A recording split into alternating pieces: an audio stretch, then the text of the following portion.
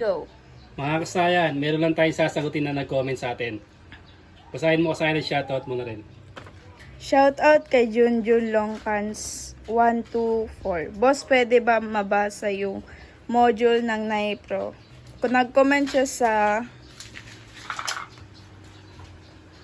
Rusi Macho 175. Paano maglagay ng Nipro Music sa Rusi Macho 175 na may relay? Ito siya kasayan na, bali dadaloyin na natin yung paggawa natin ng diagram. Ito kasayan, i-ano mo siya, i-zoom mo para mas makita nila. Pa-zoom mo to. Ito yung pagbasa niya na. Tutok mo buti, may lakihan mo para mas maunawaan nila. Para pag tinuro ko i-ano mo, yung tamang yan, tamang square o rectangle. Ito kasi yung yung unahin natin yung ground niya yung dilaw. Yan. Pag yung gantong sign, ibig sabihin to ay negative sign. Ito siya negative sign Yung kulay yellow. Pero sa ibang Nipro, kulay black tong negative Tandaan nyo Tapos, itong red na to, ito yung trigger.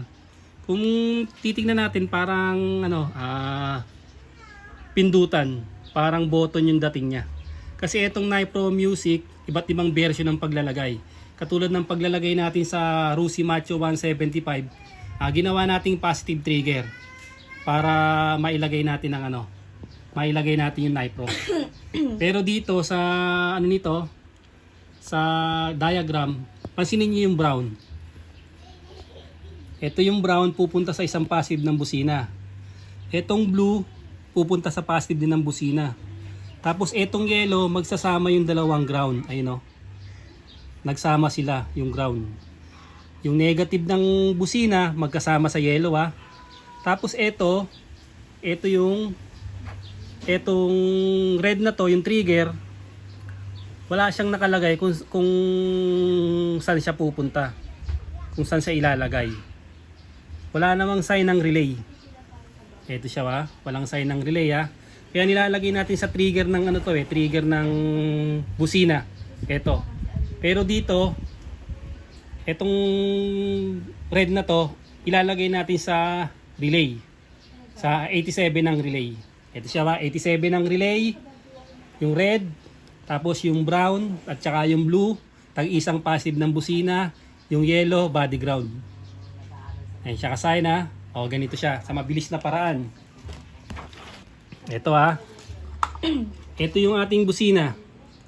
Yung negative, ito yung negative yung sign nito, yung yellow, ayun naka-body ground na siya.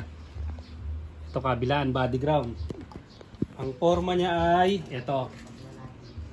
Ito yung forma niya Pag nilagay natin dito, tapos pinasok natin sa isang wire ng busina, dito dadaan yung ground, yung body ground. Magkakaroon na to ng ground. Kaya ito ang forma niyan. Ayan may ground na kagad siya. Nagawa na natin tong kulay yellow. O sa iba kulay black Tapos, itong passive ng busina, tagkabila. Ito tingnan nyo tagkabila siya. Kagaya ng ginawa natin kay Chariot to Ayan. Tag-isa yan kahit magkabaligtaran yan. Kung isa lang ang busina nyo, isa lang gamitin nyo. O gusto pag samahin nyo siyang gano'n, kung isa lang busina, pwede. Tapos etong kulay yellow, ito naman yung ground niya. Yung ground niya, lagyan natin sa body ground.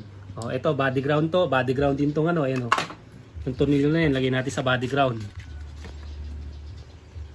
Tapos dito, kailangan natin gumamit ng relay.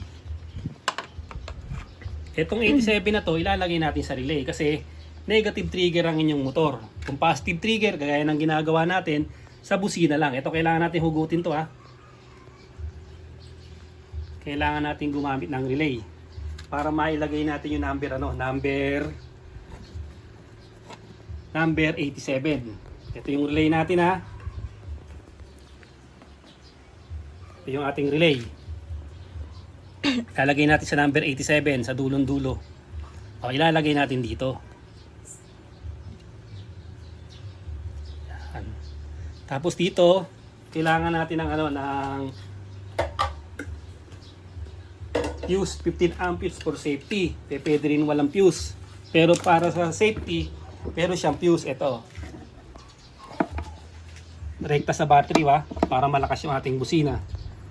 Ilalagay natin yan sa number 30. Bali, ito yung kasunod ng ito yung gagawin. Pagkatapos mabasa yung ating module. Ito, kabilaan na yan. Nalagay natin yung kabilaan kahit magkabaliktaran yung galing stock na busina na hinugot natin. Ayan yung pagbasa kasaya na ito, hindi lang pagbasa, ginawa na rin natin yung pag tinesting na natin siya, okay na kaagad siya. Yun yung natin kasayan kasi ito yung hindi natin mabasa kung saan ilalagay itong yung red na yan, yung trigger. Kaya dito nagkaroon ng iba't ibang version. Ngayon, kung mag-i-install ka, nakasabay na to, kasabay na yung busina, mas madadalihan ka na kasi paghihiwalayin mo siya. Ngayon, yung ginawa natin dyan sa Macho, negative trigger yan, ginawa natin positive trigger. Kaya yung iba hindi nakukuha, basta maglalagay lang sila ng ng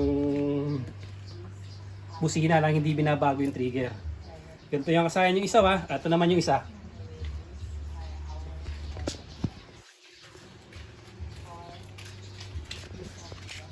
Ilakihan mo yung niyan para mas madali lang maintindihan. Halos hindi siya makita kagad kulang pa.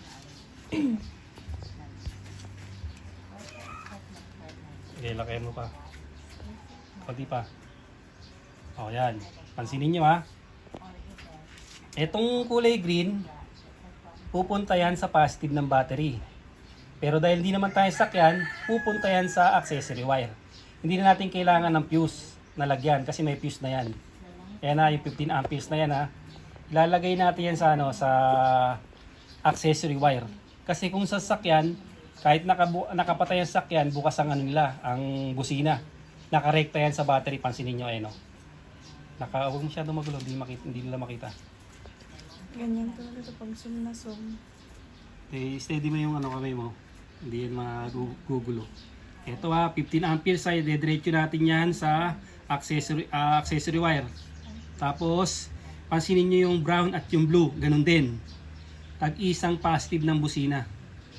Ayan Tapos, yung kulay black, ayan, negative. May mga sign sila ng negative. Pansinin nyo yung black, tapos yung busina. Ayun yun yung tatlo na yan. Sign ng negative. Ito. Yan Tapos negative. Yung body ground yun. Ayan Tapos ito. Ito naman yung papunta sa kanyang trigger. Yung pupunta sa 87 ng relay sa may steering wheel. Ayan siya. Kulay gray naman yun. Halos ganun lang din kasayan yung paglalagay niya Yun yung pagbasa ng diagram. Dahil dito siya dito siya nagkuha ng diagram. Ito para mas malinawan. Ayusin mo buti yan. Yung yellow or black, negative yan body ground. Yung red o yellow green, yan yung ilalagay sa 87. Tapos yung brown at saka yung blue, ilalagay sa tag-isang positive ng busina. Tapos yung yellow, yan yung negative. Ganun lang kasi yung pagbasa ng diagram. Kulang kasi rito, walang nakalagay kung saan ilalagay yung Kaya maraming nagiging iba't iba yung version ng pagkakabit. Hanggang dito lang mga kasayan. Pag meron ka pang di naintindihan, mag-comment ka lang at sasagutin ko yan. Salamat sa panonood.